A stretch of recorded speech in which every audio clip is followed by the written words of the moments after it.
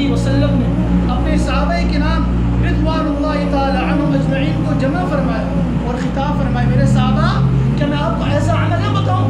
کہ تم صبح سے لے کر جو شام تک نمازیں پڑھتے ہو، بڑی مشقت کے ساتھ اللہ کے سامنے سجدہ سجود ہوتے ہو، اور اس سے بڑھ کر اپنے مال میں سے زکوٰۃ نکالتے ہو، اور جب جہاد کے لیے نکلتے ہو تو میدان جہاد میں جب تمہارے سامنے دشمن ہوتا ہے اور تمہاری تلوار دشمن کی گردن پر ہوتی ہے، اس سے بڑھ کر ایسا عمل ہے کہ اللہ رب العالمین آپ کو اس سے بڑھ کر اجر عطا کرے۔ صحابہ کرام فرمانے لگے یا رسول اللہ کیا ایسا عمل ہے جو اس سے بھی بڑھ کر ہے، ضرور بتائیں۔ تو اللہ کے پاک پیغمبر علیہ الصلوۃ والسلام نے فرمایا کہ تم اپنی زندگی کا بڑا حصہ، زندگی کا زیادہ وقت اللہ کے ذکر میں گزارو، اللہ کے ذکر میں گزارو۔ میرے عزیزو، حضور علیہ الصلوۃ والسلام نے فرمایا اگر انسانوں کی ایک محفل سجی ہے، ایک مجلس لگی ہوئی ہے، لیکن وہاں اللہ کا ذکر نہیں ہو رہا، اللہ کی یاد میں وہ نہیں بیٹھے، دنیا کی فضولیات، لغویات، کبھی ایک ہی غیبت کر رہے ہیں، کبھی دوسری کے بارے میں دوسری کی برائیاں بیان کر رہے ہیں، یعنی وہ جو مجلس ہے اللہ کے ذکر سے خالی اور عاری ہے،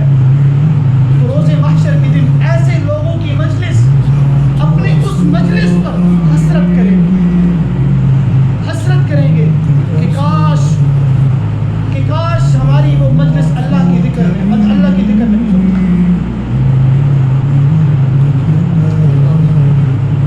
میرے عزیزو، بڑی سوچنے کی بات ہے کہ آج ہماری زندگیاں اللہ کی یاد سے غافل ہیں۔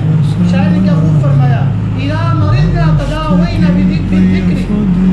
کہ جب ہم بیمار ہو جاتے ہیں، جب ہماری بیماریاں عروج پر ہو جاتی ہیں، ہماری زندگیاں گناہوں کی بیماری میں لت پت ہو جاتی ہیں، تو اللہ ہم آپ کو یاد کرتے ہیں، فائدہ کیا ملتا ہے؟ فَنَتْرُكُ الذِّکْرَ أَحْیَانًا فَنَتَنَکَّسُ، اور جب ہم آپ کی ذکر کبھی کبھار چھوڑ دیتے ہیں، اللہ جب ہم آپ کی یاد سے غافل ہو جاتے ہیں کبھی کبھار، تو ہماری حالت مردہ کیسی ہو جاتی ہے۔ آج ہماری حالت کیا ہے؟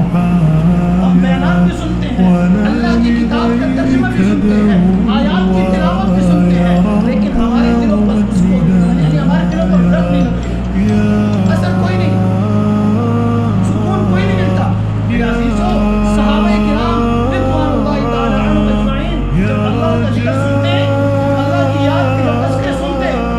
تو ان کی خود بخود آنکھوں سے آنسو بہہ پڑتے، ان کی دل تڑپ اٹھتے۔